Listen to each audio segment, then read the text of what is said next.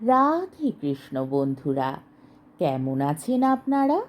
আশা করি সবাই ভালো আছেন। আজকে আবার একটা নতুন ভিডিও নিয়ে হাজির হয়ে গেছি। ভিডিওটি শেষ অবধি দেখার অনুরোধ রইল। আজকের গল্প বঙ্কিমচন্দ্র চট্টোপাধ্যায়ের বিখ্যাত উপন্যাস দেবী চৌধুরানী। আজকে গল্পে দ্বাদশ পর্ব। প্রভাতে উঠিয়া প্রফুল্ল ভাবিল, এখন কি করি, কোথায় যাই? এ নিবিড় জঙ্গল তো থাকিবার স্থান নয়। এখানে একা থাকিব কি প্রকারে?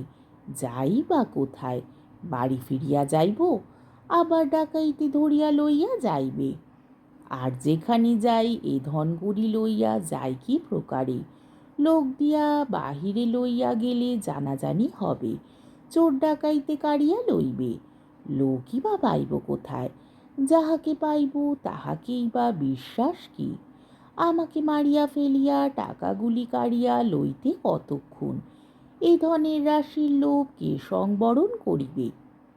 প্রফুল্ল অনেক বেলা অবধি ভাবিল। শেষে সিদ্ধান্ত এই হইল, অদৃষ্টে যাহাই হোক, দারিদ্র দুঃখ আর সহ্য করিতে পারিব না, এইখানেই থাকিব। আমার পক্ষে দুর্গাপুরে আর এ জঙ্গলে তফাৎ কি? সেখানেও আমাকে ডাকাইতে ধরিয়া লইয়া যাইতেছিল, এখানেও না হয় তাই করিবে। এইরূপ মনস্থির করিয়া প্রফুল্ল গৃহকর্মে প্রবৃত্ত হইল। ঘরদ্বার পরিষ্কার করিল, গরুর সেবা করিল, শেষ রন্ধনের উদ্যোগ। রাঁধিবে কি? হাঁড়ি কাঠ চাল ডাল সকলেরই অভাব। প্রফুল্ল একটি মোহর লইয়া হাটের সন্ধানে বাহির হইল। প্রফুল্লের যে সাহস অলৌকিক, তাহার পরিচয় অনেক দেওয়া হইয়াছে। এ জঙ্গলে হাট কোথায়? প্রফুল্ল ভাবিল, সন্ধান করিয়া লইব। জঙ্গলে পথের রেখা আছে, পূর্বেই বলিয়াছি। প্রফুল্ল সেই রেখা ধরিয়া চলিল। যাইতে যাইতে নিবিড় জঙ্গলের ভিতর একটি ব্রাহ্মণের সঙ্গে সাক্ষাৎ হইল। ব্রাহ্মণের গায়ে নামাবলি, কপালে ফোঁটা, মাথা কামানো। ব্রাহ্মণ দেখিতে গৌরবর্ণ, অতিশয় সুপুরুষ, বয়স বড় বেশি নয়। ব্রাহ্মণ প্রফুল্লকে দেখিয়া কিছু বিস্মিত হইল, বলিল, কোথা যাইবে মা? প্রফুল্ল উত্তর করিল, আমি হাটে যাইব। ব্রাহ্মণ কহিল, এদিকে হাটের পথ কোথা? প্রফুল্ল জিজ্ঞাসা করিল, তবে কোন দিকে? ব্রাহ্মণ বলিল, তুমি কোথা হইতে আসিতেছ? প্রফুল্ল উত্তর করিল, এই জঙ্গল হইতেই। ব্রাহ্মণ কহিল, এই জঙ্গলে তোমার বাস? প্রফুল্ল বলিল, হ্যাঁ। ব্রাহ্মণ জিজ্ঞাসা করিল, তবে তুমি হাটের পথ চেনো না? প্রফুল্ল উত্তর করিল, আমি নতুন আসিয়াছি। ব্রাহ্মণ বলিল, এ বনে কেহ ইচ্ছাপূর্বক আসে না, তুমি কেন আসিলে? প্রফুল্ল বলিল, আমাকে হাটের পথ বলিয়া দিন। ব্রাহ্মণ কহিল, হাট এক বেলার পথ, তুমি একা যাইতে পারিবে না। চোর ডাকাইতির বড় ভয়। তোমার আর কেহ আছে? প্রফুল্ল উত্তর দিল, আর কেহ নাই। ব্রাহ্মণ অনেকক্ষণ ধরিয়া প্রফুল্লের মুখপানে চাহিয়া দেখিল। মনে মনে বলিল, এ বালিকা সকল সুলক্ষণা যুক্ত, ভালো, দেখা যাও ব্যাপারটা কি। প্রকাশ্যে বলিল, তুমি একা হাটে যাইও না, বিপদে পড়িবে। এইখানে আমার একখানা দোকান আছে, যদি ইচ্ছা হয় তবে সেখান হইতে চাল ডাল কিনিতে পারো। প্রফুল্ল বলিল, সেই হলে ভালো হয়, কিন্তু আপনাকে তো ব্রাহ্মণ পণ্ডিতের মতো দেখিতেছি। ব্রাহ্মণ বলিল, ব্রাহ্মণ পণ্ডিত অনেক রকমের আছে, বাছা, তুমি আমার সঙ্গে এসো।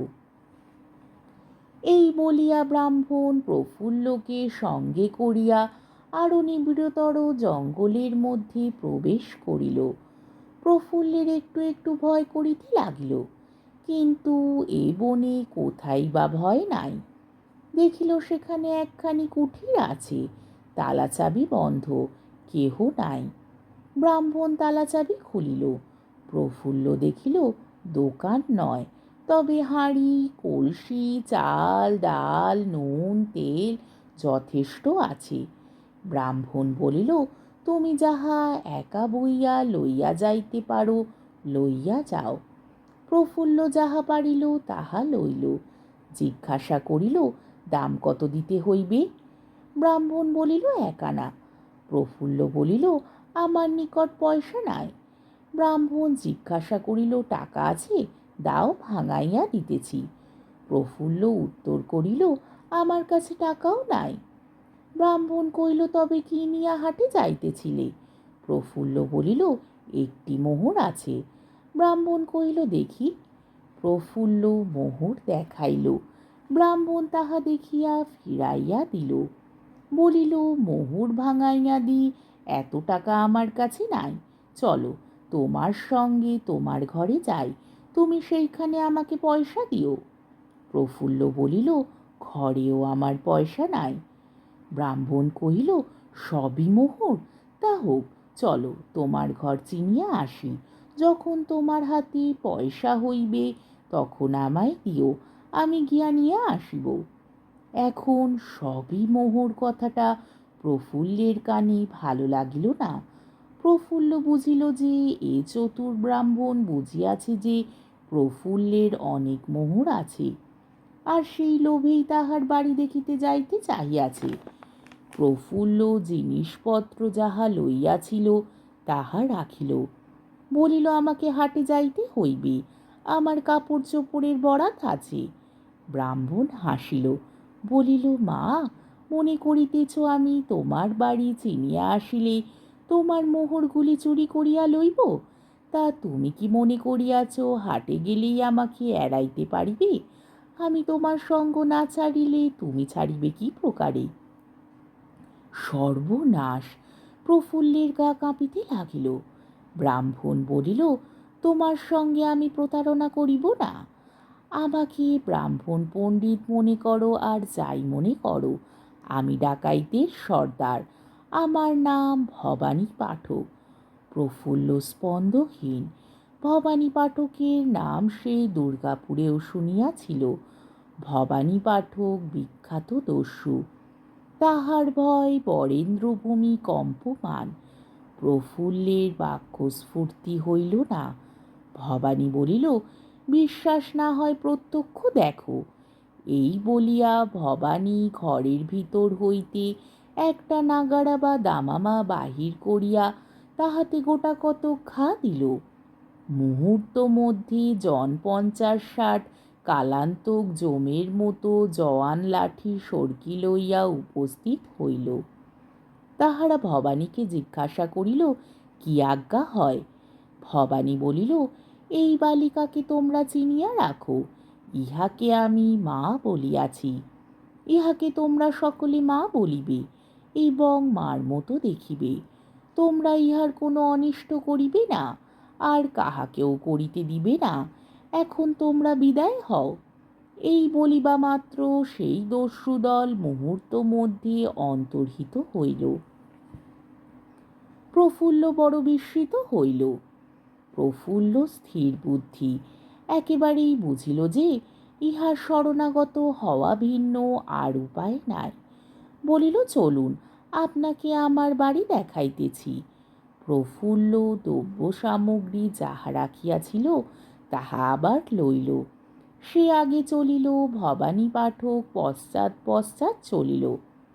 তাহারা সেই ভাঙা বাড়িতে উপস্থিত হইল। বোঝা নামাইয়া ভবানী ঠাকুরকে বসিতে প্রফুল্ল একখানা ছেঁড়া কুশাসন দিল। বৈরাগীর একখানি ছেঁড়া কুশাসন ছিল। আজকের পর্বটি এইখানেই শেষ হলো।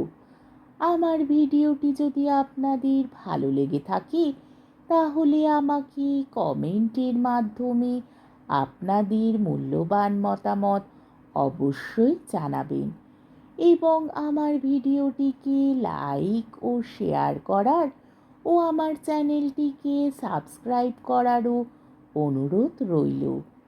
তাহলে আজকের ভিডিওটা এই অবধি। পরের দিন আবার এই গল্পেরই ত্রয়োদশ পর্ব নিয়ে হাজির হয়ে যাব।